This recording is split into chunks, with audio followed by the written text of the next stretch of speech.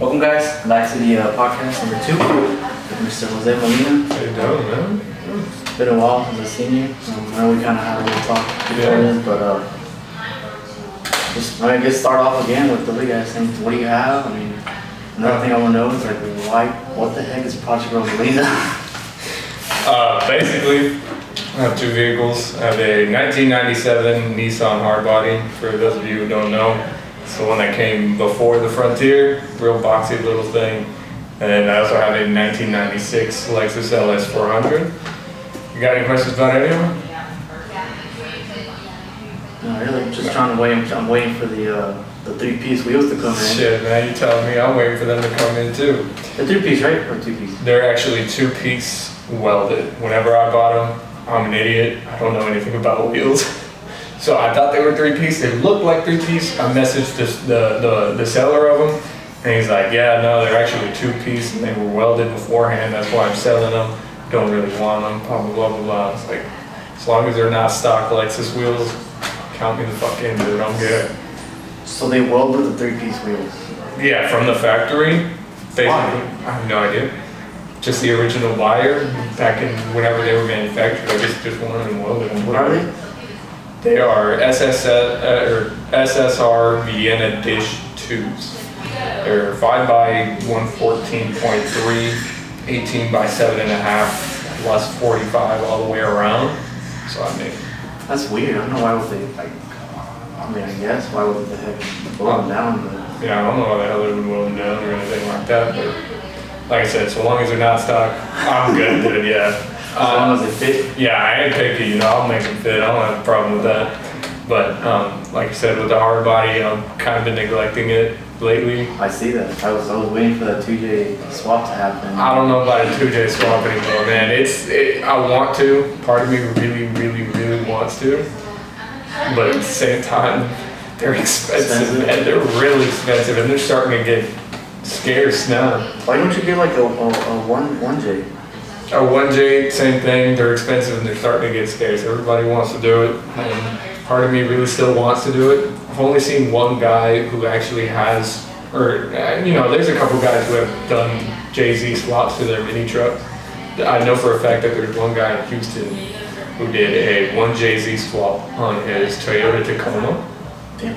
It's sick. What year? It was like the weird year where everything was kind of like round and bulbous. Oh, that year? You know what I mean? Yeah. Yeah. That was funky. Yeah, they were kind of The Tundras were just kind of like, what are they Yeah, the doing? Tundras were nasty, dude. But he had one. Nobody knew why the hell a stock looking Tacoma had pulled up to the Cars and Coffee thinking it was the shit. And then he pops the hood. No, there's a 1J in there, and it looks right at home. He didn't have to do any Modification? nothing. It seemed clean in there. Almost the same. Pretty much the same engine size Yeah. and everything. But I mean, like I said, the 1Js are getting scarce. Part of me wants to do, just an iron block 5.3 Chevy. Just to get it much over with. easier to work on. Exactly. Much more common. Just to get it out of the way, but at the same You want a time, Porsche engine? the maintenance on that sounds like the biggest pain in my I ass. know it's probably expensive to find all the parts. I have a friend trying to swap his 944 Porsche. Yeah, I've wanted a Porsche like that for a while now too. They were selling one. So the dude has his name is Paul. He has the Maxima right now. He has a Porsche he's fixing on. He wants to do an LS swap on it, right? And the engine's fine. Everything's fine, except this dude decided just to be like, I'm gonna LS swap it. What about that engine? I want an LS. I was like, okay, whatever. But they were selling one in front of his house, a white one, same year thing. Dude, I was like, imagine this. Imagine if I got that. I know, right? I've always wanted I would have rotary swapped that one. Yeah, no. And like I said, I've always liked older Porsches, especially like the 924 and the 944, just because they were front engine, right? Yeah. Part of me really wants to buy an old 924 or a 944 and SR20. I think an SR20 would be sick in one of those, dude. Much be easier. And it's going to be a hell of a lot easier, especially in the 924, because they had 4 cylinders from the factory anyway. Yeah. It's an inline 4. Well, this one's a 6, the 944, and we're still gonna have issues trying to fit the engine. And yeah, see, that's the thing with engine swaps. They sound easy. They're just like, just stuff it in there. Stuff it in there. Just fucking. I gotta bang out one. Yeah, there you go. You just have to take out your fender wall. or your firewall, your fender wells, and I was like, dude, I don't know, because I am doing it piece by piece with a hard body. Pretty much right now, I completely replaced the fuel system already with some better lines than the ones that were from 1997. Believe it or not, those were not that great. I can tell. So, like I said, I'm just working on all that stuff, taking it little by little, because the plan was, I had my hard body. I bought it whenever I was like maybe 12 or 13 years old. Are you serious? Yeah. You bought that truck when you were 12 years old? Yeah. It was sick, dude. You're selling drugs or something? Nah. How do you get the money to do that? What the heck? Alright, no, like it was $700. So it wasn't really all that hard, because whenever I grew up, my dad, he was pretty much he was teaching me all about what he does, right? He has a landscaping business. So, you know, whenever I was younger, he would do that for me. You know, he would take me to work with him and everything like that, any chance he got. And I remember whenever I first started, I was maybe around 6 or 7 years old, like to the point to where I couldn't get those fucking backpack blowers on. You were the size of the backpack? Yeah, exactly. My dad would have to take it out of the truck, put it on the sidewalk. I'd get underneath the curb, put the straps on, and then I'd have to stand up. Like I said, I grew up doing all that stuff, and then, It's crazy. yeah, whenever I was maybe 12 or 13, my dad kind of, you know, he let me go. And he pretty much told me, he's like, look, all your food, your shelter, your water, anything that you absolutely need, I've got it for you, don't worry about it. But anything you want, you're on your own, buddy. And I was like, that's fair, you know, that's fair. Kids nowadays, they're 19, 20 years old, still expect their parents to pay for everything. Exactly. You're 12 years old, you're buying a truck. Yeah, and like I said, I bought the truck whenever I was 12 years old. We lived in this neighborhood, it was called Creekside Place or something like that, completely different than where I grew up. So there was a bunch of, you know, older white folks that wanted their yards done and everything like that. And my dad actually helped me out a bunch with that. He gave me some equipment and all that stuff to do my work. But apparently word of mouth got around, people in other neighborhoods, people in, you know, different towns and all that kind of stuff, they wanted their yards done by me because, you know, I got recommended or whatever. And then it got to the point to where I couldn't bum rides for my dad or my uncles anymore because all of my stuff was on the complete other side of town as their stuff. So I did some looking around on the internet and all that kind of stuff. And we were actually just talking about this earlier. I found the truck on Facebook. Found the truck on Facebook for $700. Some dude with it was a crazy name. It was like, it's something with Henry. I gotta find the title and read out that name to you because it's like, it's 3 first names, but it's his first, middle, and last name. It's like, not Billy Bob, but it's something Bob Henry, right? That's all I remember from him. Bought the truck from him for $700, and I started using that to get around, make the business grow a little bit or whatever. And then, you know, that's how I got it in the beginning. And time went by, shit broke, I had to fix it, and then thankfully I got to a point where I don't really have to do any of the work for the business anymore.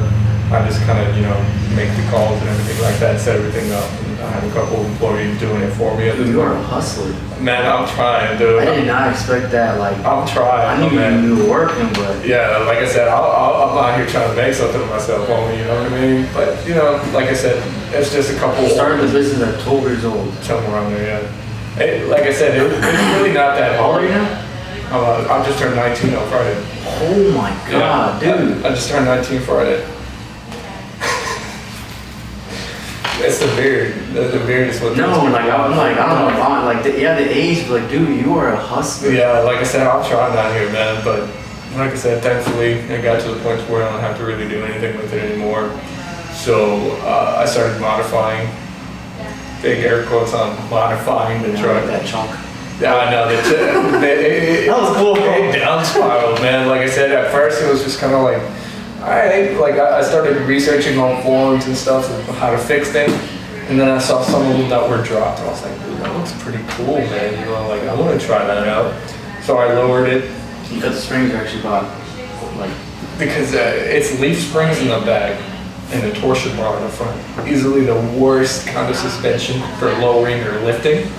So in the rear, I have lowering blocks. Basically, it's just like a big old spacer that goes in between the leaf springs and the axle, which brings it down. So it's like a suspension drop. And then in the front, I didn't have enough money for drop spindles. So I just torqued down my torsion bars so that it would look lower, but it runs like shit. So Oh my god. I know, like. I mean, I guess. Well, you were probably like 15, 16 when doing this? Yeah. Just.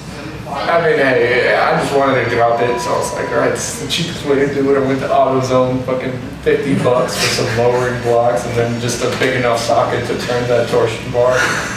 And you know, it worked, they got it lowered, but after that, that's actually after I met my friend Cade. He has the 2014 Forester, the XT that's lifted. You still owe him a dip job. I don't know if he's forgot. No, he didn't. He's trying to rack up the money right now because he's the same age as I am. He's actually turning 19 in October. Right now, he had to quit his job so he could go to college and everything like that. So he's kind of that's what it is. Yeah, and I mean, like I said, he's been thinking about it. He's been trying to get the money up. I've been trying to help him out with that as well because he does want to change the color. It's just, you know, the other stuff are kind of more important right now, so, you know, I get you. Yeah, and I mean, like I said, at the end of the day, it's just, you know, everything I'm doing is just so I can get my dumb ass through college, you know what I mean? You're 19 years old, yeah. You have 2 vehicles, and it's not like you just have like piece of shit cars. That I would have to argue about. Man, that truck's pretty cool. Okay, it's old, it's breaking down. It's not breaking down. It's kind of in the middle. In the middle, but you know, it's a cool. It's preserved. But then that Lexus. I love my Lexus. Dude. Like I said, the whole story with the Lexus was, I hated driving my hard body because it was lowered and it was bouncy as hell. I didn't need a truck anymore, so I was like, all right, cool. I can get like an actual car, like a sedan or a coupe. So I was like, okay, the only things on my list for a new daily driver.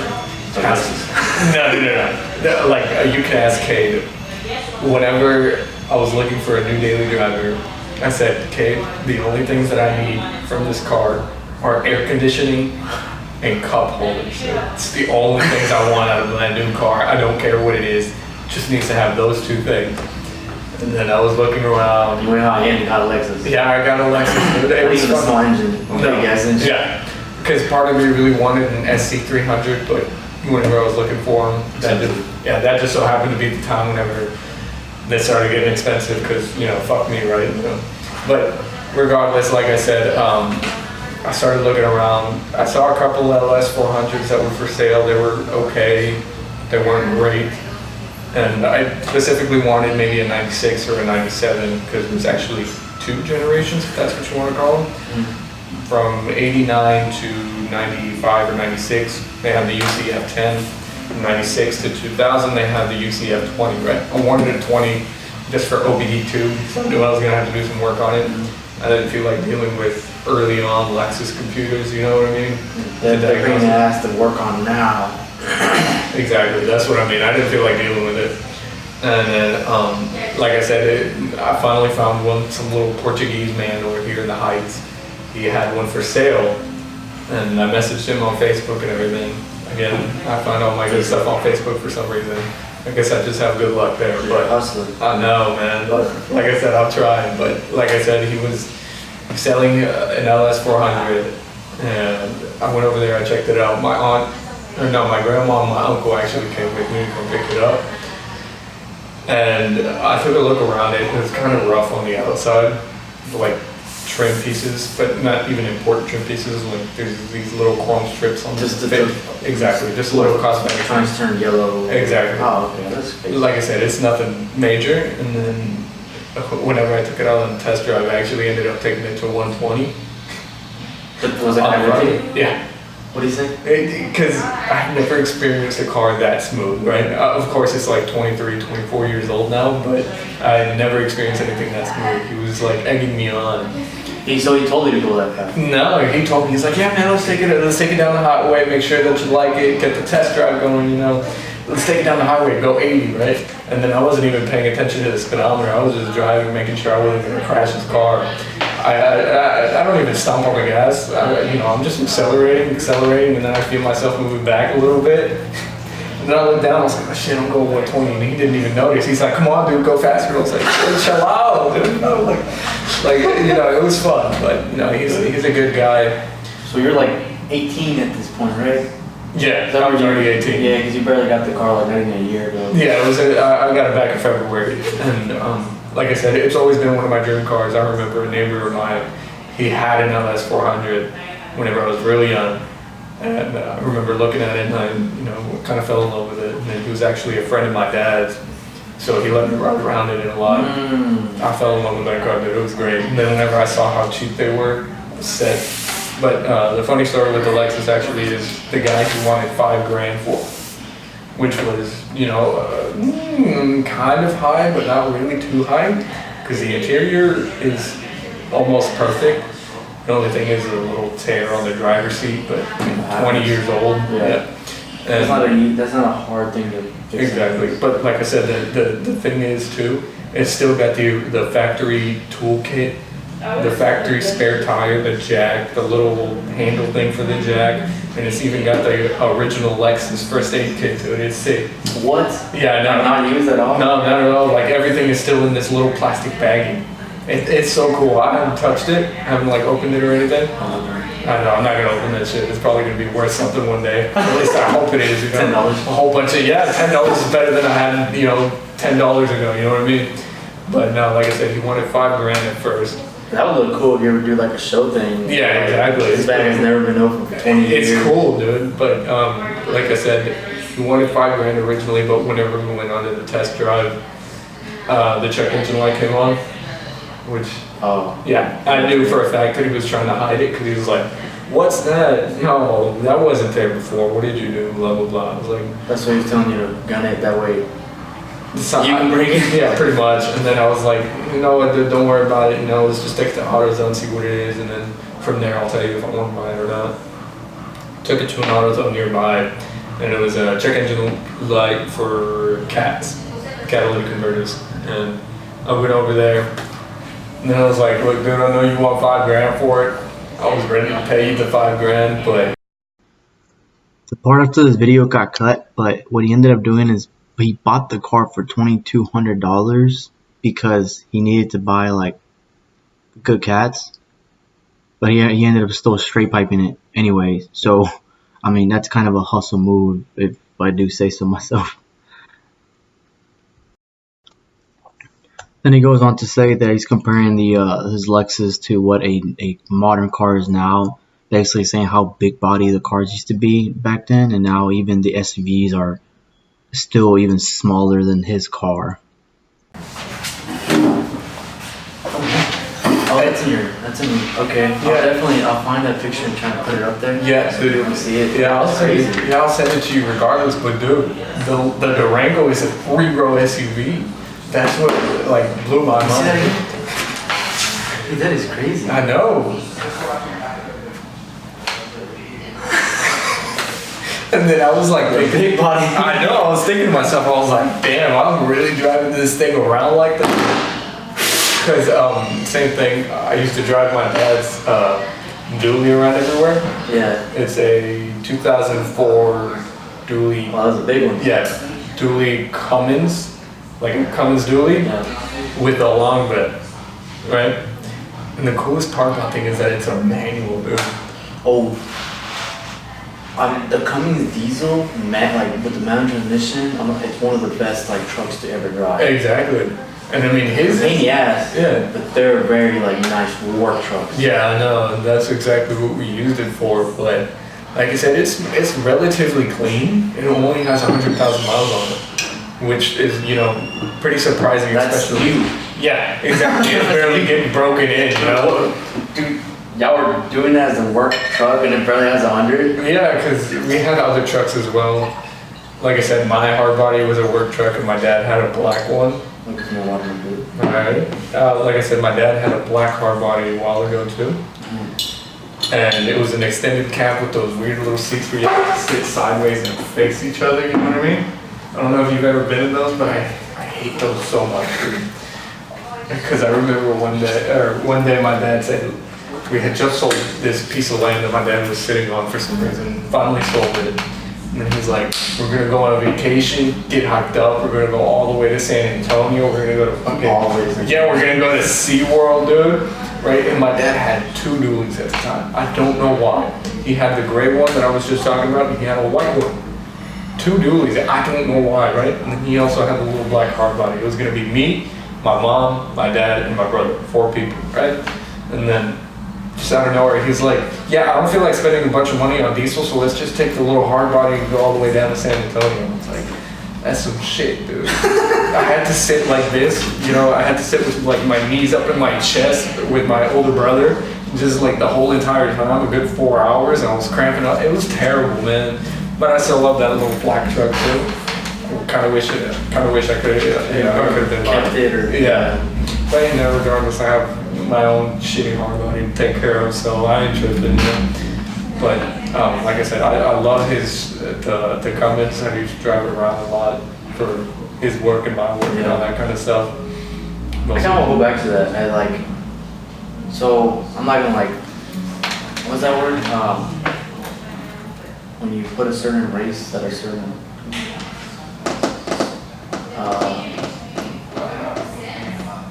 I'm not gonna be like that. Profile. Yeah, I'm not gonna profile. No, I got profile Mexicans or whatever. But dude, for your parents or your dad to be saying at the age of 12, "Hey, I got everything you need. Yeah. Everything you want. Go get it yourself." Yeah, and you know, I was at 15. That's what my dad told me at the age of 15. But you know, and I was like, young bro, like what are you doing? You know. But for you to go from at the age of 12 being on your own, basically almost on your own, you know, well not really, your parents still got stuff. Yeah, exactly. But you were working for your own stuff. yeah, and that's kind of the part right there. It's my dad. He's actually from El Salvador. And I'm not sure if you're familiar with the country, but to be honest with you, it's terrible. Yeah. Right? It's What's terrible. your half? Huh? Your half? Yeah. I'm good at it. I'm fucking. Is that basic beef? I know, but no, like I said, my dad, he's from El Salvador, and that's kind of where he got it from. He's told me so many stories about whenever he was growing up and everything like that. And then he's in this place where he's like, I don't want you to experience what I went through, but I want you to experience the good things that have taught me a lot from whenever I was younger. And, you know, I understand that.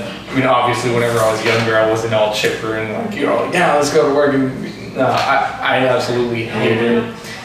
But then as I slowly started getting older and everything, just kind of seeing my peers doing the exact opposite of what I was doing. It was just kind of like, And now you see exactly them, you see you. Exactly, and like I said, that's where I really got it from. It's from my dad. My mom was on the complete opposite end of the spectrum, where she was like sneaking me candy and stuff. Just because I was asking my dad whenever we went to the store, I was like, "Hey Dad, can I get some candy?" And he's like, "Yeah, you can pay for it." And I was like, "Damn!" But my mom would secretly buy it for me and get it to me when we got home. That's a nice combination. Yeah, it's a nice combination. I know like for some people out there who are gonna think that your dad's a complete ass for doing that, this and that.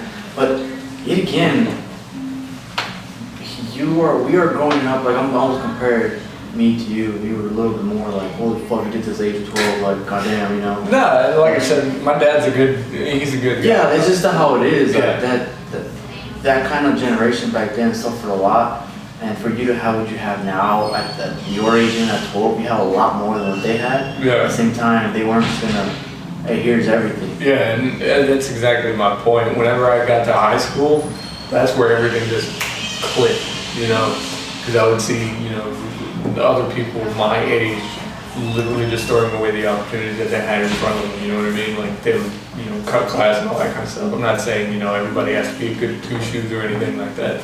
I'm not perfect by any means, but I just mean that you have the opportunity, you might as well take it, you know what I mean? Because I actually graduated a year early as well. Oh fuck. Yeah, it wasn't all that hard just because, like I said, it was just, I had a bunch of credits from some other stuff that I was, you know, doing already. But like I said, it's just that opportunity whenever people don't seize it, especially like, you know, if they're Hispanic, because a lot harder on some people. Exactly, a lot of Hispanics, especially down here in Houston, even closer to the border, I mean, you know, they have to fight and work their asses up just to even get the opportunity to send their kids to school. Yeah. And then they get to school and they're just slacking off and not even going to school. Here's like $5,000 a semester gone. Exactly. Because your kid wants to go party. Exactly, and I mean, like I said, that's kind of where, you know, everything clicked for me, and everything was just kind of like damn, I really need to finish school, you know. I'm the third or fourth generation to actually, you know, graduate from high school. My uncles did it, my mom did it, and my older brother kind of did it. He has his GED. Regardless, he's still finished. Exactly.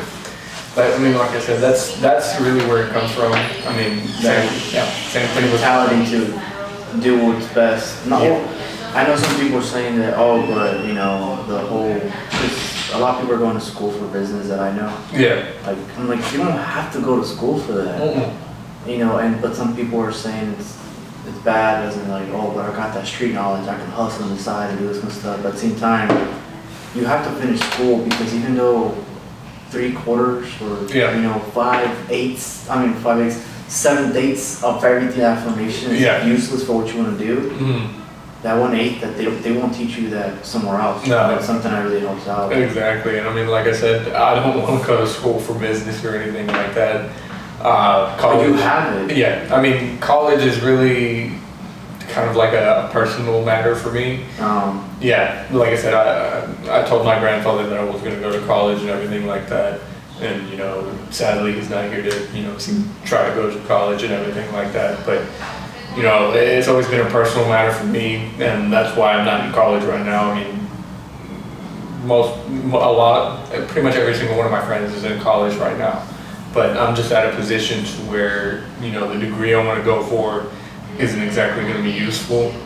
So I want to study English. It's, you know, and I mean, like I said, the most cases where that's going to be useful is teacher. Yeah, teacher. And I don't feel like being a teacher because I don't think I have enough patience to work with the kids. Yeah. So like I said, it's mostly a personal matter for me, which is why I don't feel like putting that burden onto my parents, saying, hey, I want to go to college, you should help me pay for it, kind of deal. Yeah. So like I said, I mean, the main goal right now, right this second, is to hopefully get myself a house sometime soon. Because like I said, I'm living in an apartment right now. I mean, I've been trying to get into Lone Star, but it's never really quite timed itself up. So like I said, before I go to a university or, you know, anything, I want to get that house, because I could probably afford it with the apartment, but it's not really the wisest choice, seeing as with an apartment, you're not actually building equity in anything. I'm pretty much throwing the money away. So that's why I want to try to find a house. And it's more like kind of putting that money away as opposed to wasting it, you know what I mean? Just actually building equity in the home and everything like that. Especially at the age you are now, even if you were to wait 30 years.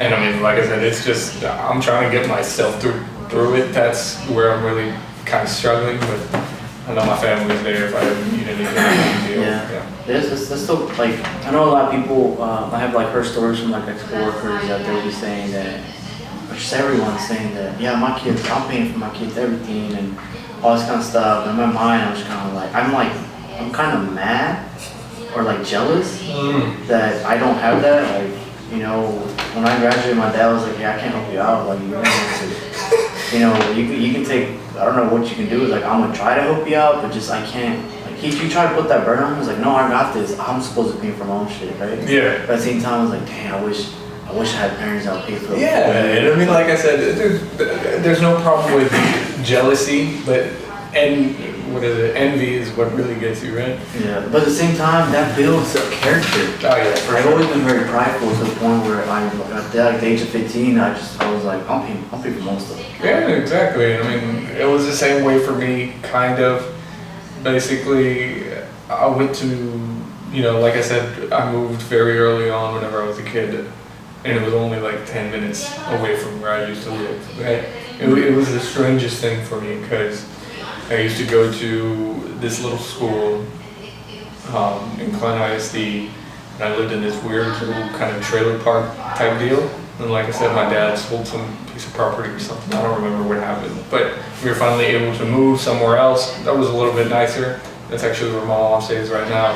That's the house that I grew up in and everything. It was a lot nicer than, you know, where we used to be. And especially during middle school, that's whenever things got kind of confusing for me. Because like I said, I was, you know, doing all my own work and everything like that, trying to afford everything that I could. And I got bullied, kind of, for, you know, having the best clothes. No.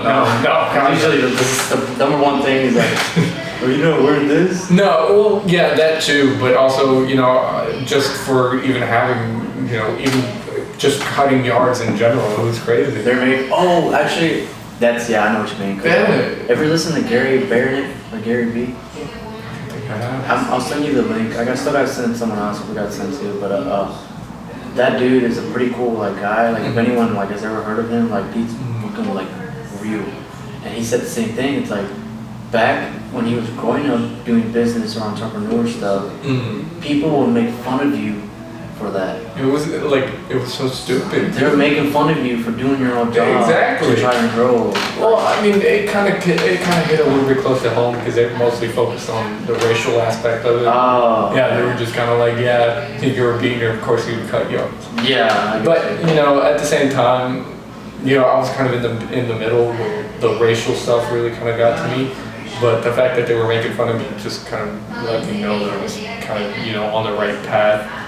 Because if somebody, I mean, and it is true. It's like, dude, you're fucking doing your own. You basically start your own little company. Yeah. You know, it's not like I want to say it's like a company. It's your income. You have a source of income. Yeah, I mean, like I said, it's steady. All I gotta do is make some calls to the nurseries and call the two old Hispanic dudes that do the work for me. Yeah. And I was just like, hey Don, you know, tenemos unos 4, 5, 6 yardas de mulch que tiene que echar aquí, nomás hablo como normal, no es nada especial.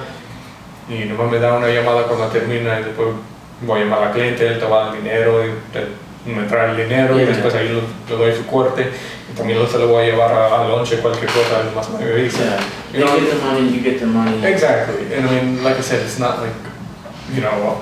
You still talk to people or you still have contact with those people? Yeah.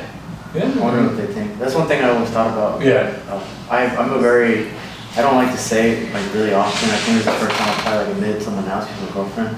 Like one of the biggest reasons why I'm like doing a lot of the stuff is because like I like have like it's more of like a revenge kind of thing, which it shouldn't be like that. No, I understand exactly what you mean. It's like that. Those people that tell you like, oh, you ain't this, you're gonna do this. Like you're not gonna like this is all crap, all this kind of stuff. And then now I'm kind of looking at those people and I'm like, where you at? Yeah, exactly. What are you doing right now? And I mean that's kind of where. That's the funny part too, because like I said, I'm a very simple guy. I like my things, and I like the people who I, you know, $1.50 tacos. Exactly, $1.50, dude. I'll take them.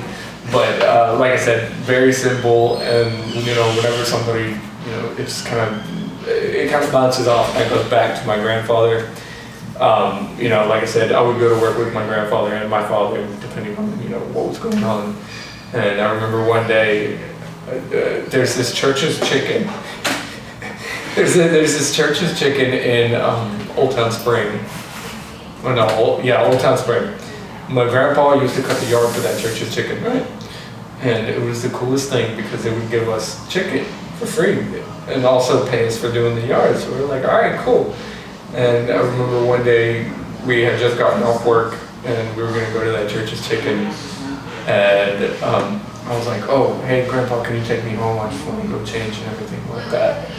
Because, you know, I'm covered in grass and leaves and stuff. And he's like, no, where do you need to change? Who cares, you know? And I was like, oh, I just don't feel like going out like this. And he's like, you know, you don't have to worry about all that kind of stuff. No one's ever care. Yeah, it's like, as long as you're doing everything right, as long as you're doing what you're supposed to do, you know, it shouldn't matter. You know, you're working hard and you just want some chicken. You know, it's like, you know, that makes sense. And like, it also goes down to what, like, the teacher said is like, if you trip and fall, no one's looking at you. Yeah. No one cares. Yeah, exactly. Like I said, nobody really cares. Not only that, but it's kind of like, you know, a sense of pride for me, you know, just kind of, you know, being able to go out in like dirty clothes and just be like, yeah, just being like, you know, some people, they prefer to do other lines of work. This is what I was given, so this is what I'm going to take, kind of deal.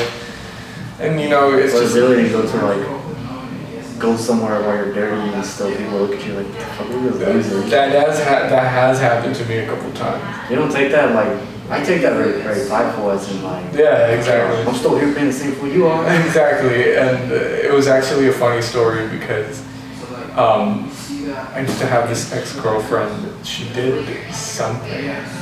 I don't know. She did something with the performance. I already forgot. But I used to have this ex-girlfriend, and she was like, "Hey, I'm having this performance here at this time. You think you can make it?" And I was like, "I have to work, but I'll try it out." And that's whenever I was working at LKQ. You guys are familiar with LKQ? Basically, it's a big warehouse that recycles auto parts, right?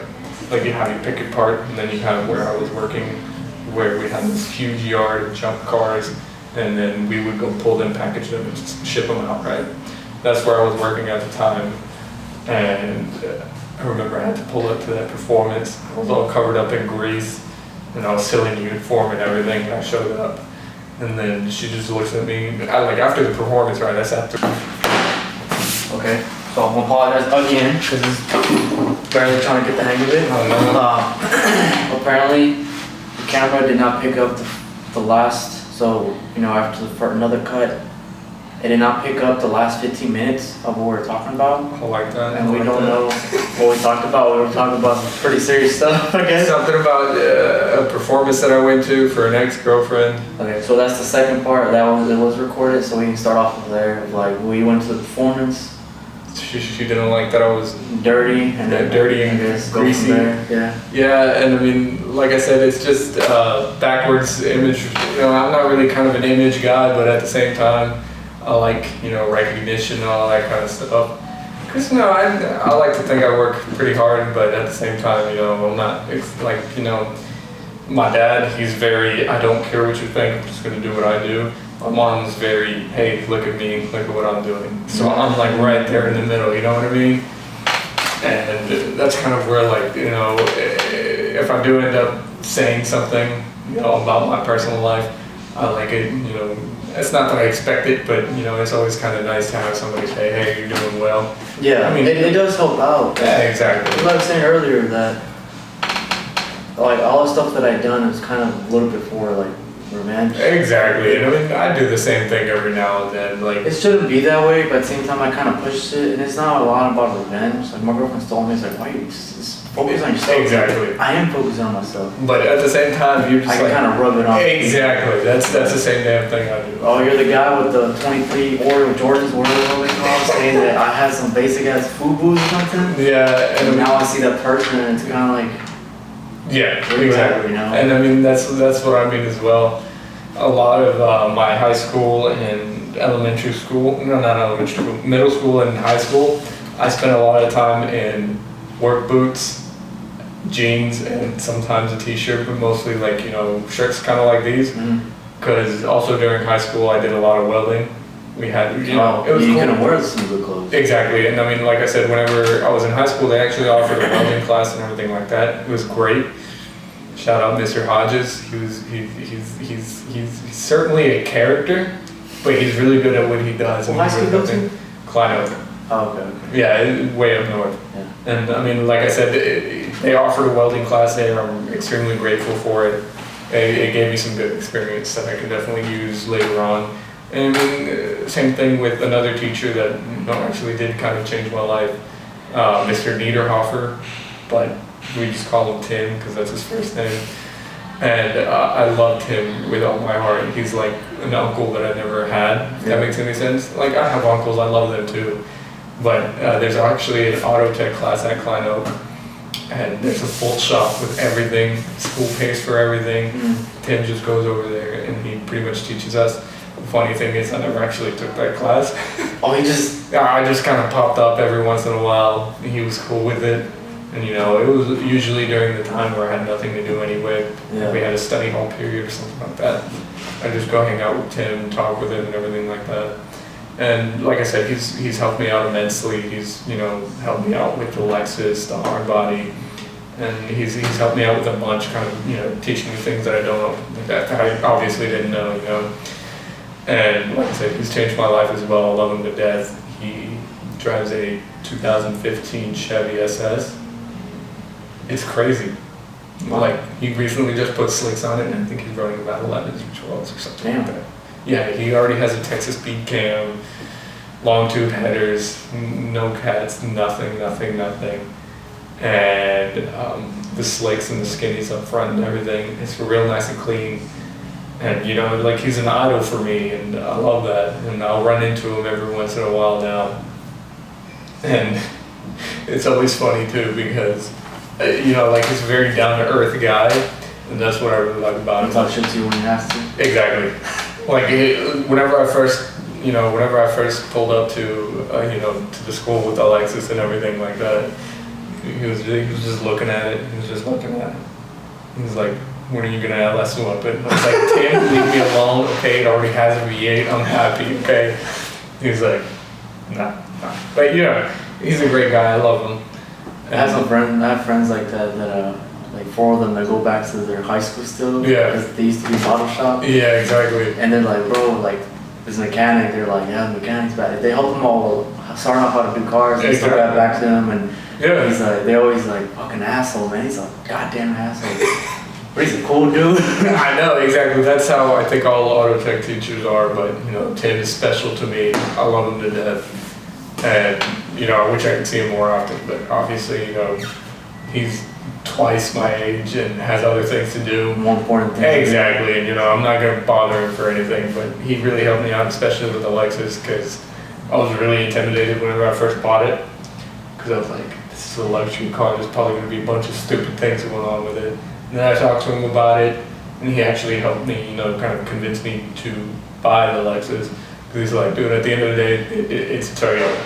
I was like, yeah, I know Toyota makes Lexuses and all that stuff, but, you know, maybe exactly. And it is a stereo. Lexus, I mean, it's a Toyota, but it's still like any luxury car. It's going to be kind of weird. Very finicky little things that no other brand has that no one knew about. Exactly. But it's there. Yeah, and I mean, like I said, whenever I first talked to him about, you know, maybe buying a Lexus like that, he was like, I mean, it's really not that hard. And he told me that he used to work on it and all that kind of stuff.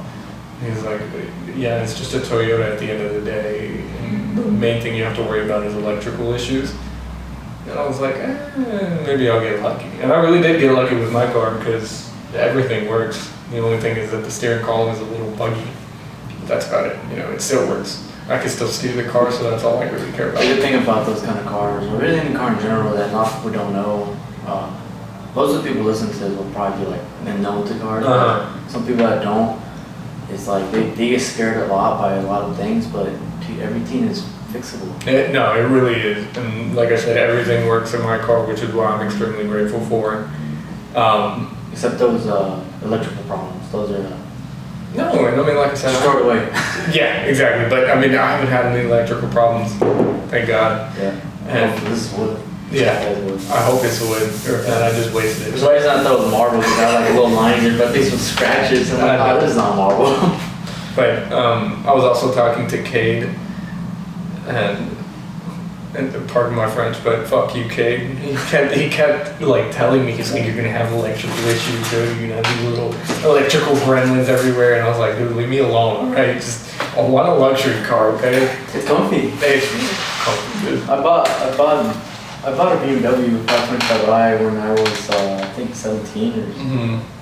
And I was like, yeah, big baller, alright. Dude, that was my worst mistake.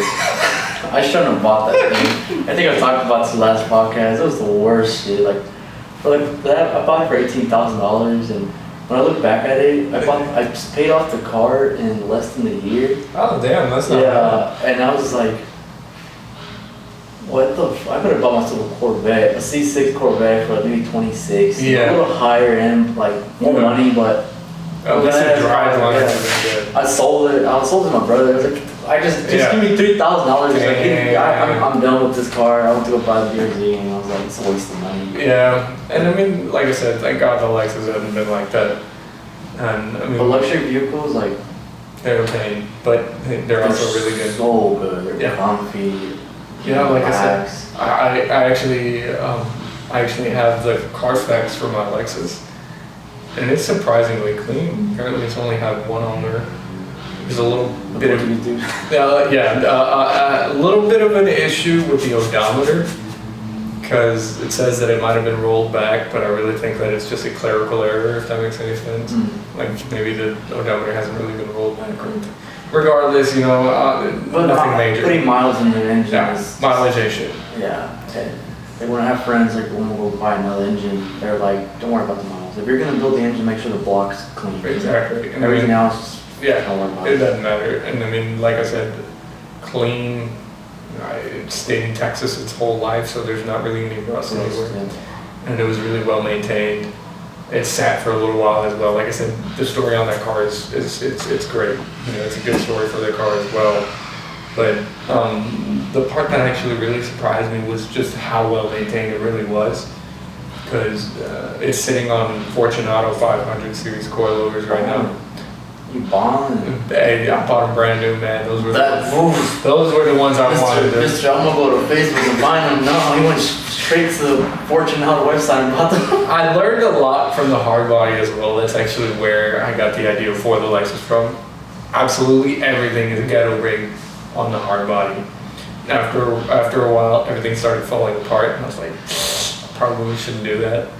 So, like I said, the whole point with the Lexus is, you know, I set out to build my dream car kind of deal. So I didn't want to cut too many corners. I mean, obviously you have to cut corners here and there, but whenever I bought the Fortunatos, I had to wait for them to get built. But Yeah. you know, it was worth it. You got a certificate? That's like the best feeling. I've got it framed in my apartment right now. It's sick. I have mine in the room. I need to get that like cleaned out or something. I know, but like I said, I have it framed in my apartment. I love it, and it has my name on it and everything. It's sick. But That's badass. When you buy a part and it has like a certificate, it's kind of like it's sick, dude. But like I said, whenever I took off the shocks that were already on it, the struts, they were KYB struts specifically for the LS400. Like they were just about as close as you could, the closest you could get to OEM without buying OEM, right? Mm-hmm. In fact, they might have been a little bit better than OEM shocks. Those surprised me substantially because I figured somebody would have just gone to AutoZone and picked up whatever they wanted just so they could sell the car. But no, KYB shocks, everything was good. I mean, hell, even Tim was surprised because, you know, I ended up asking him to go to the shop and get everything done with the lift, make it a little bit easier. Yeah, check on your body. Like I said, there's really no major issues, just some slow leaks with the pan, but you know, I'm getting to that. I mean, the gaskets are only like $5 a piece. It's not Really? Yeah. Well, I bought them for like $20. But it's a double gasket. I had to get it because I have a leak in my BRT. And But it's aftermarket. My friend, I talked about last time. My friend, he was gonna hook it up, and he did. It was my issue because I was like, I gotta go, bro.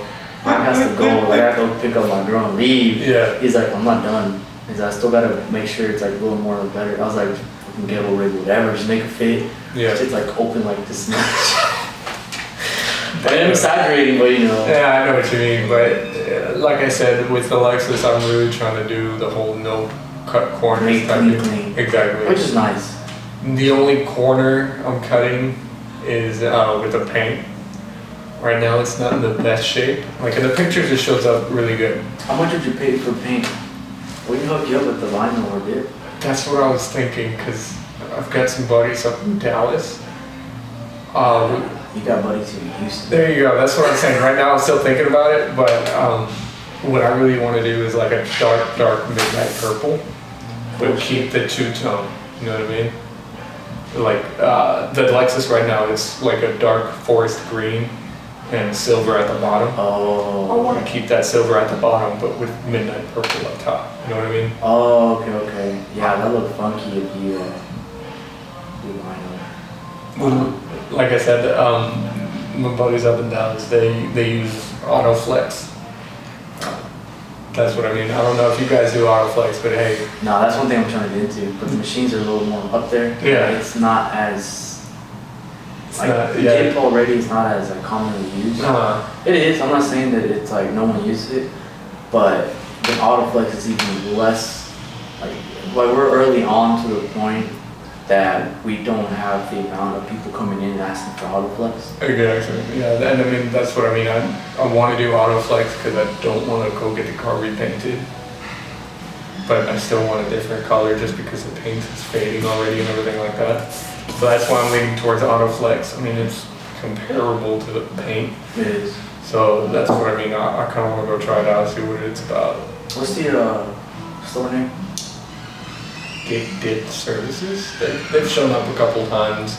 I'm not sure if you guys are familiar with Evan Shanks, but I was about to say, I was like, dude, like I think those are the people that do Evan Shanks. yeah, it's nice. You know them? Kind of. I've talked to them a little bit beforehand, and then they showed up on Evan Shanks' channel and everything like that. And, you know, like I said, buddies is a bit of a stretch, but you know them. Yeah. Before they got into the videos. yeah, all that kind of stuff. I talked to them a little bit because, like I said, I had found them whenever I was first looking for the Lexus. Like before I'd even talked to the little Guatemalan dude. Before I even talked to him, I was already looking it up because he said that the paint was rough.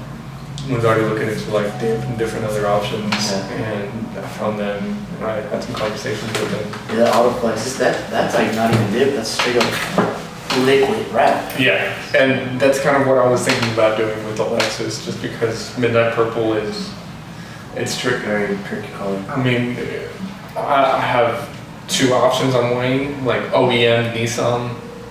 Midnight Purple would be sick, Expensive. but it's expensive. And I don't even know if they would be able to mix that with, Autoflex. Yeah.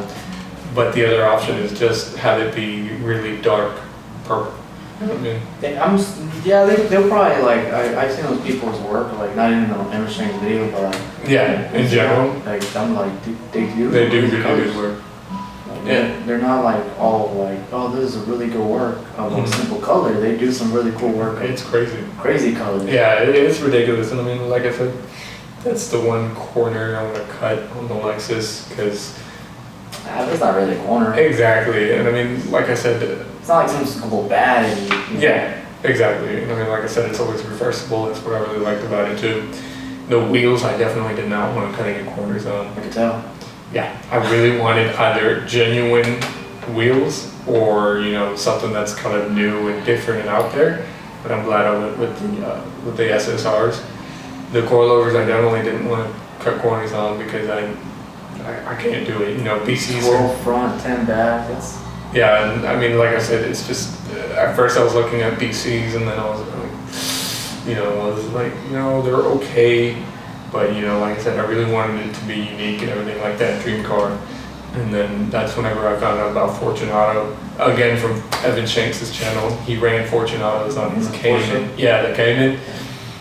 And Those are sick coilovers. they really are. They Man. are above BC. I was gonna get Tame, but then I saw this Steve. Yeah, the Fortunes, dude. Yeah, Like, like Fortunatos is on a whole other level. it really is. And I mean, like I said, if they offered 510s for my car, I probably would have gotten them. You can rig it somehow. Yeah. No, don't do that. Yeah. I could probably just take the top hat off of mine and then get a similar body shot. Maybe. Yeah, something like that. But I mean, regardless, Fortunato 500s, it's actually pretty cool. They're really good. I wouldn't recommend the 510s. Like for a daily driver. Yeah, and at the end of the day, my Lexus is daily, so I'm not worried. Already at 10 and 12, like spring rate for a daily driver is pretty tough. No, you'll be surprised how comfortable it is. Really? Yeah. Maybe I'm the kind of person that I see people saying, I've got 20,000 spring No. rate. I'm like, what the hell are you doing? I mean, the Lexus is a heavy car, so I mean that's probably where I it did comes say from. that earlier. It's real heavy. It's about like 3,800 pounds forward, close to 4,000 pounds. Yeah, you're right. It might as well be a challenge. No, But I mean, like I said, it's I mean, you did say it was a boat. it is a fucking boat. It's crazy. Whenever it was on those KYB shots, just all day long, dude. I couldn't do that. It felt weird. As soon as I put on the coils, it was night and day difference. It's great. But I mean, like I said, I don't even think you've ever ridden in the Lexus, have you? No. You'll be surprised at how comfortable it really is, because I had to take 45 all the way here, and it was not bad. Like it's Especially the roads here. the roads are terrible. Like I said, They're drivable. You can get it here. but you don't want to get Yeah, but you don't want to be driving too much around here. exactly. And I mean, like I said, they're nice and comfy, because I actually talked to some of the people at Fortune. Okay. They're talking to Fortunatos. Yeah. Yeah, they really excellent customer service. That's why I love them. That's why I'm really glad that I went with those coilovers. Basically, like I said, didn't know a damn thing about coilovers or spring rates or anything. And I was emailing them about it, and they're like, yeah, I mean 12 in the front and about 8 or 9 in the back is probably where you want to be at, seeing as you're not going to track your 4,000 pound luxury car, right? And I was like, yeah, that's fair. And then, you know, I just kind of put some faith in it, and I'm really glad I did, because like I said, they're real comfortable. And like I said, the really amazing quality with the coilovers themselves. Like, I took pictures of the coilovers before I put them on. They're real nice, man. That green color is amazing. And then every time I have to take the wheel off or something, I get a look at it and it's like, damn, dude. And like I said, they've been on there for a little while now, and I haven't had any issues with them. And I actually got little extenders for the rear coilovers, that way I can adjust them on the fly. I've got them tucked in my back seat and stuff. It's fun. Yeah, I like it. Yeah, they're nice. And then same thing with the little extenders, high quality and everything. The coilovers I went to, I'm so glad that I did, you know what I mean? And I'm surprised maybe because I do follow them on Instagram and keep up with their stuff, like I kind of know about them. Mm-hmm. Like I'm surprised I haven't really heard anyone else talking about them. I've only heard one friend, and he's the one that told me to go for Fortunatos, because I wanted to track it. They do Fortunatos, or like, do it. Like, I've got a buddy of mine, his name is Lucas. He has a STI, one of the newer generations, I don't know what year it is. It's either a WRX or an STI, I can't tell the difference. Yeah. Almost. Yeah. The same thing. He has a WRX or an STI, and he's running 510s on his as well. He really likes them. They're nice, but I don't know a single other person with an LS400, or at least that I've talked to, that's running Fortunatos on it. But in general, like you hear a lot of a lot of BCs. Tane is a cheaper, affordable, not cheaper. They're still good. Yeah, they're still good, but they're more affordable. Yeah, but they're like really good. A lot of people talk mess about them, but like they're really good coils. It's just they don't have the like the rebuildability. Yeah, exactly. Like, you know, if you want to get anything to lower your car but still be good quality, Tane is the way to go. Exactly. BC is something else you hear about. BC it's like the standard. If that makes any sense. Yeah, they're good still, but you know, not the best. Exactly. What's anything else I heard? KW is another good. KW is up there. Yeah, I had a friend that wanted to get KWs, and I wanted Tane. And at the end, I ended up getting coils that were better than the KWs he wanted, and he went with the Tanes that I wanted. So we just like switched. Yeah, but I'm happy I got these, and I've been spraying the word too. So bro, Fortunato. No, they're good. Like they're really good. The absolute best coilovers that I've experienced were actually on my friend Paul's Miata. He was running Olin's. They're ridiculous, dude. Like that little Miata would stick to the ground and it would not move. It would oversteer as opposed to understeer, like you might hear from other Miatas. Because they were firm, but they weren't harsh. You know what I mean? Yeah. They probably have that Swiss. Like, did you have those Swiss springs on yours? No, I don't have. I have just normal Fortunes, normal Fortunato springs. Yeah. Okay. Because those Swiss springs that they come with, like I was saying earlier, that they're like very worth it. Like I've only done ever since I had the coils, taking them out to the roads we usually go to, like up to car station. Yeah. My tires get out before the coils. Yeah. Dude, because I had stretched tires, I knew something was gonna happen. Here goes the whole underside. I mean, the whole inside of the tire, like as you rode on it, I felt my tires squish. Yeah. It's crazy. The coils did not move. I know, it's crazy, dude. And I mean, same thing with my Fortunatos. My order number was 456. So I don't know how that works, but maybe there's only 455 other people out there in the world that have LS400 coilovers. I need to check my certification and see what number they are. I'm assuming it's quite a bit. Yeah, but I mean, like I said, for the Lexus, I still don't know anybody. I still haven't. I never really have seen anyone. I seen, I think, one or two other people with a car like that. I didn't even know about, like, honestly, the only time I actually saw, like, I actually realized, like, this is a pretty cool car is the day you went with us to go pick up that supercharger. Oh, yeah. Then again, I don't know why you said yes. I mean, I'm familiar with the area. I just didn't have anything to do. I had my cousin with me. He was visiting from Indiana. His name's Julian. Take him out. Yeah, like I said, I told him we'd go out with some car friends, but a lot of my friends who are interested in cars, they're just a bunch of sweaty rednecks. And we're all asleep. Yeegies. Yeah, But I mean, like I said, I just wanted to take him out to do something, and he's actually. That was an interesting experience. Yeah, he's in or my cousin Julian, all the best wishes for him. He's in the military right now. So, like I said, I hope everything's going well. Every time we come down here to Texas, I like to try to take care of him and everything like that. I hope you had a good time being there. Yeah, he told me that he was like, yeah, that guy that we went to go pick up the soup trip, he was like, yeah, that guy was weird. But He was funny. Yeah, he was funny too. Funny. And I was like, I can't believe you told Ed, my man, you let this man beat you on a race. Yeah. Oh no, here, take this. Just giving them parts. I know, it's crazy. I want you to beat them. Yeah, and I mean, like I said, the main thing that kind of made me fall in love with the Lexus is just the over-engineering of it all. It's crazy, and it has a factory ram air intake. That makes any sense? Yeah, I guess. And the little, I'll have to show it to you. Yeah. I'll have to take a picture or something. And then the coolant reservoir is actually above the rest of the motor.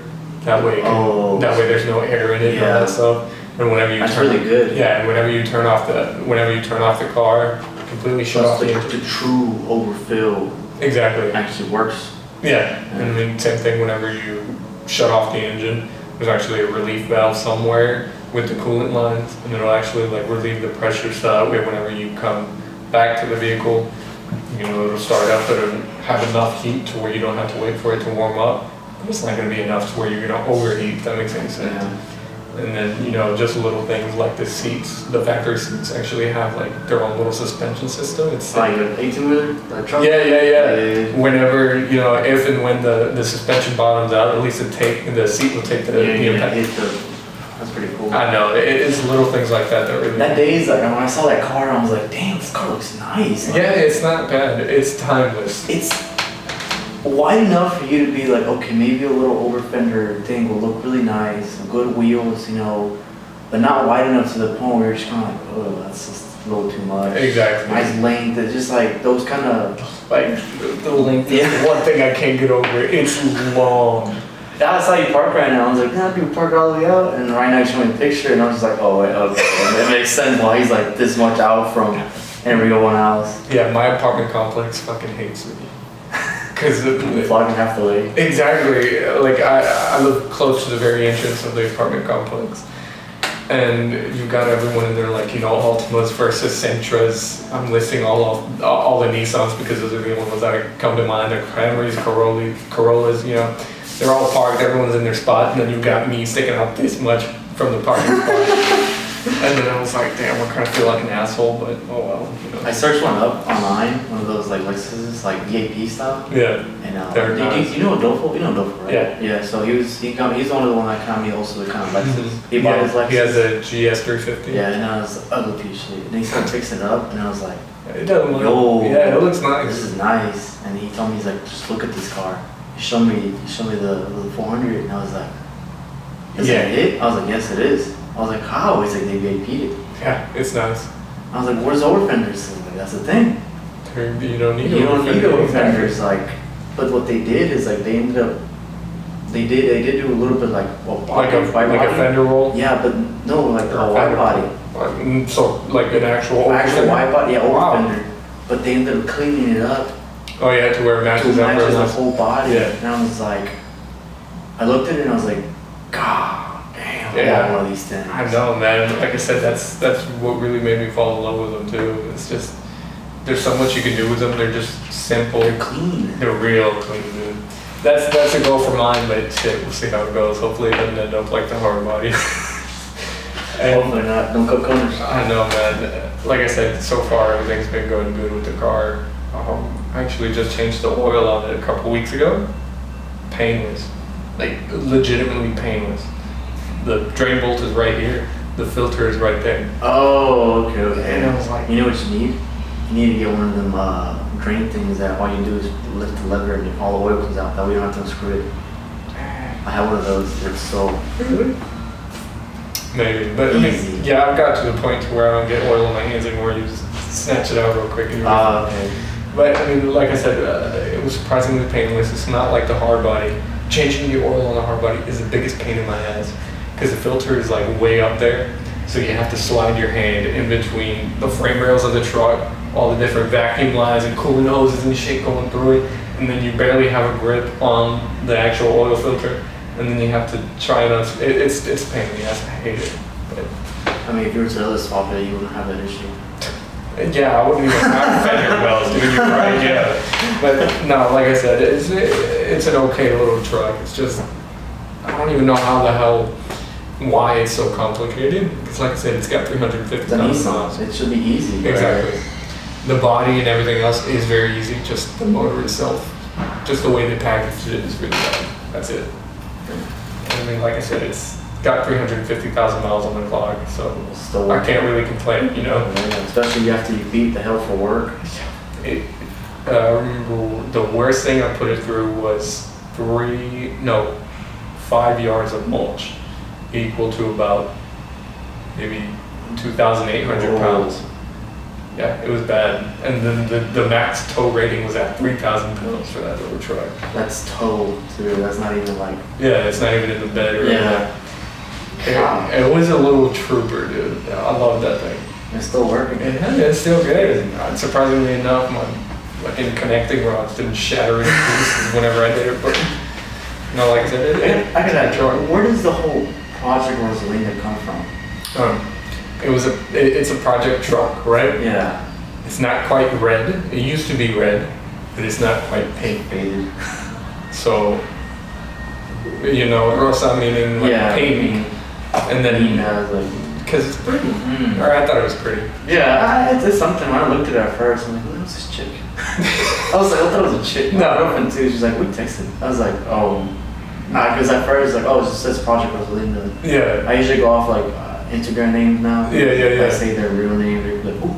Yeah. And then your name being like super common. Yeah. But, like I said, who's this chick? I was like, it's not a chick, it's a dude. It's a dude. You got nothing to worry about. It's okay, Kelly. I'm like the city man. But like I said, it's just that's where it came from, Project Rosalinda. Just because I'm Hispanic, it just kind of came out of nowhere. To be honest with you. Basically. I know, but the name for the Lexus is actually Annabelle. I really like the name. Oh, you name your car? Yeah. I'm probably gonna get judged for it, but I judged for that. I'm sorry. I'm just gonna let you know right now. I'm sorry. Ronaldo with the S550.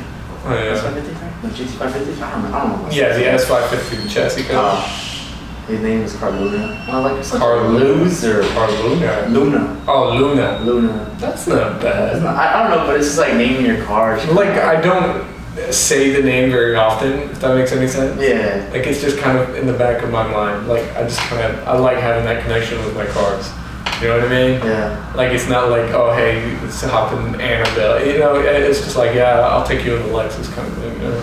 I have, so my thing, I understand because some dude told me it's just a connection you get. Exactly. And it's like, I do have that strong connection because I don't want to sell this thing. I had the opportunity to buy like a Corvette. Mm-hmm. Clean. I can sell this thing, but I don't want to. Exactly. And that's where I get connection. Yeah. At the same time, I name my car. I like naming my cars just because I'm going to destroy that thing by the end of like 2 years from now. Like I said, I like naming my cars just to have that kind of connection. I named the Lexus Annabelle because kind of after that, the doll from The Conjuring and all that stuff, because it's a stupid story. So basically, Kate and I used to play a lot of Forza Horizon 3 or 4, whichever one that we're on right now. Forza Horizon 4.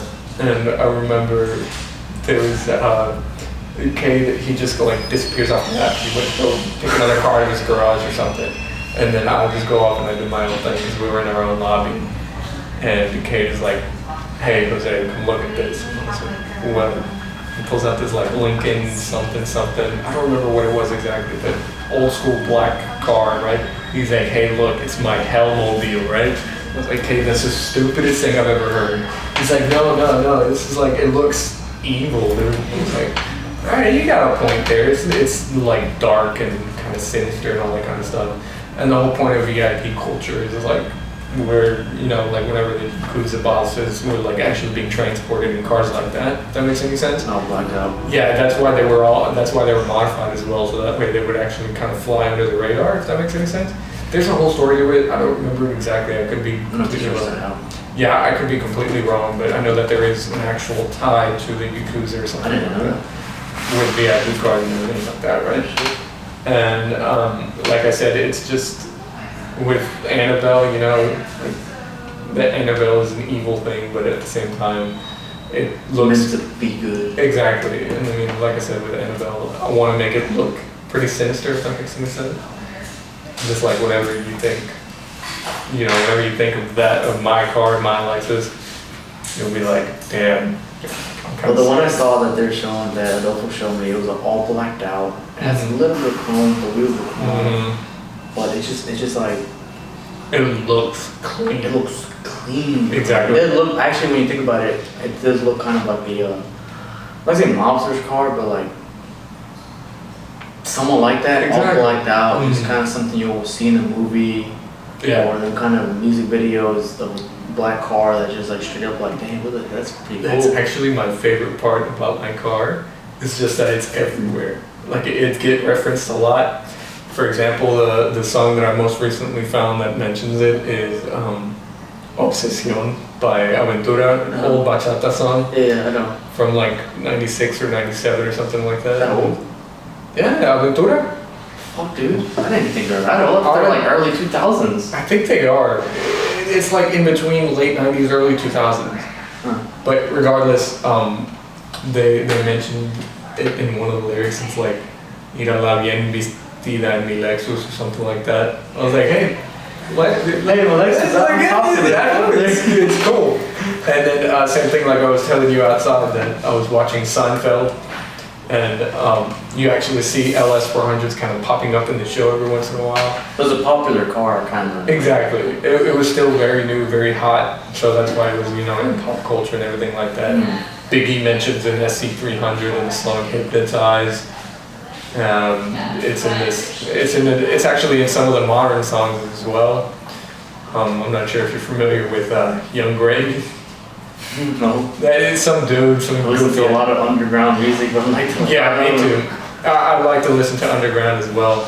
Same thing with 666. I really love 666.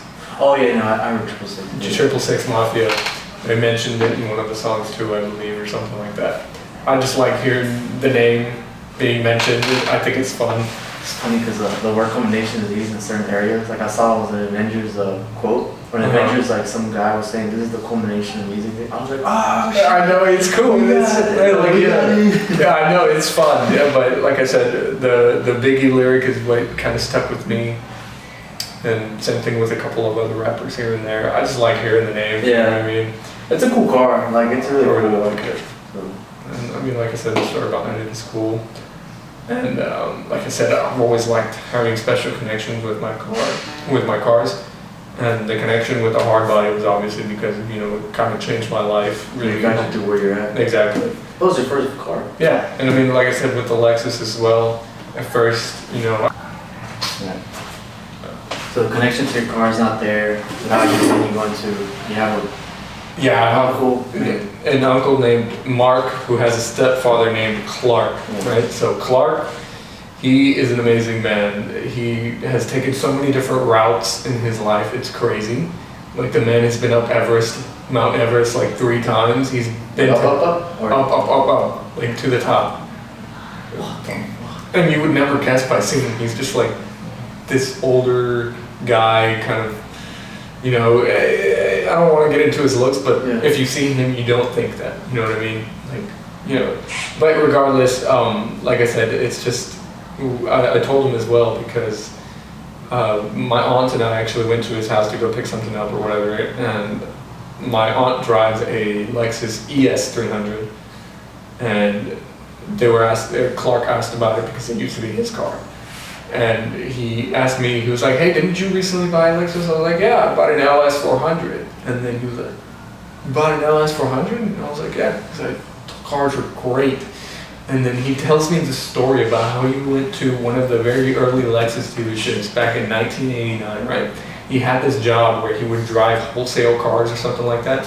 Basically, he would work for this kind of dealership, but like an independent auto recoverist, or like basically you go to this guy, tell him the car you want, and he'll get it for you. Okay. Yeah, I don't know what the hell it's actually called, but it sounds pretty cool. exactly. And I mean, like I said, his job was to go grab the cars and bring them to where the customers were.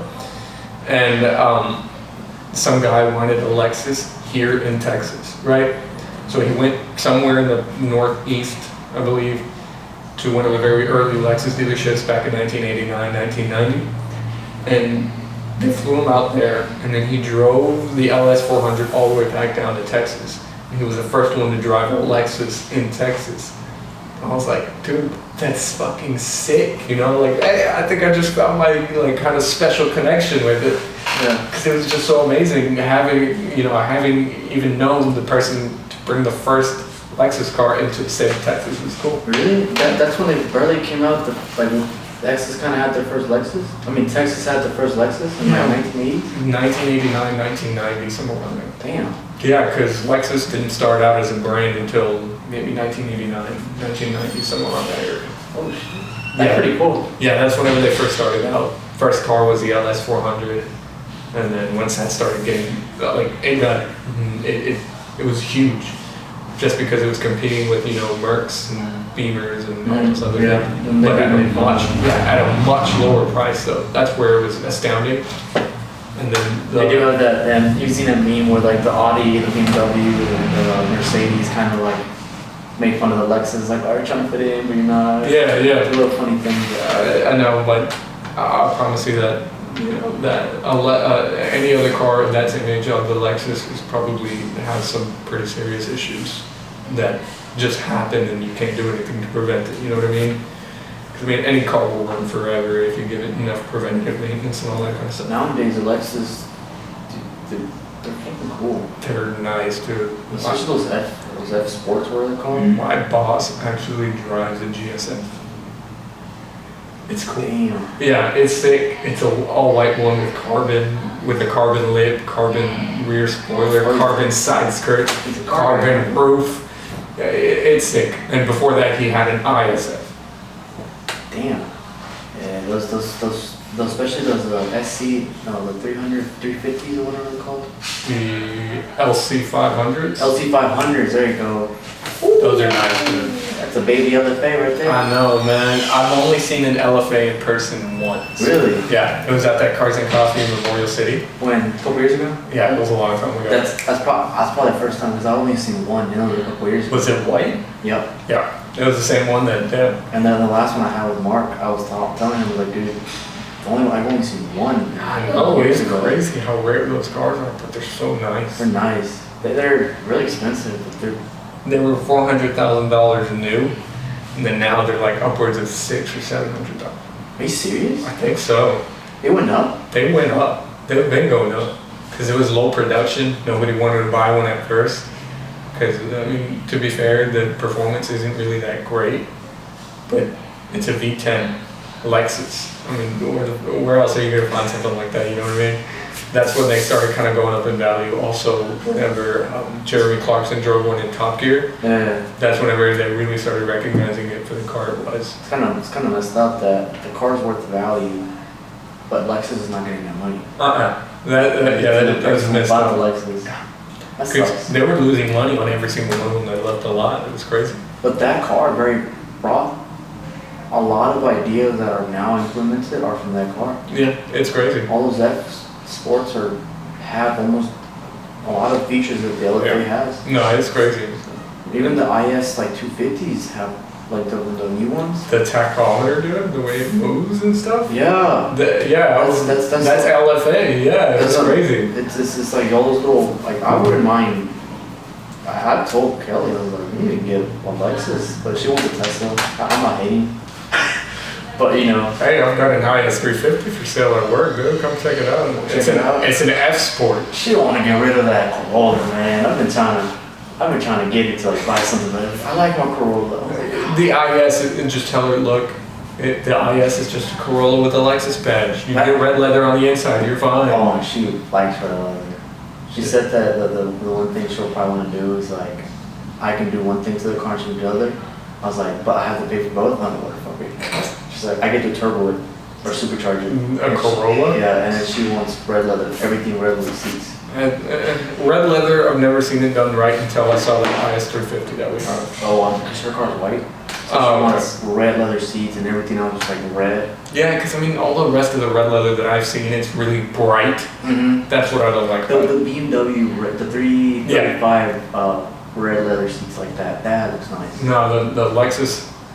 More of a velvet color. Yeah, the red Lexus. I have a picture of it, but it's crazy. It's real nice and dark, but also really, really fucking soft. It's crazy. Yeah. But I mean, I'm biased because I'm a Lexus guy. I've always kind of been a Lexus guy. I fell in love. The first supercar that I fell in love with was the LF8. Really? Yeah. Huh. Because, like I said, I was still pretty young whenever it first came out. Yeah, like my 2009. brother also kind of fell in love with that car. He's like, anywhere we drove, like to like those games where we buy race games. LFA. Yeah, I think they came out in like 2009 or 2010. I always beat him on like a GT, Ford GT, but you know, he's like, oh, whatever, it's still a better car. And have you ever played Need for Speed Carbon? Nah. I grew up on that game. It was the best. I beat the entire game from start to finish with a white Subaru WRX. It was sick.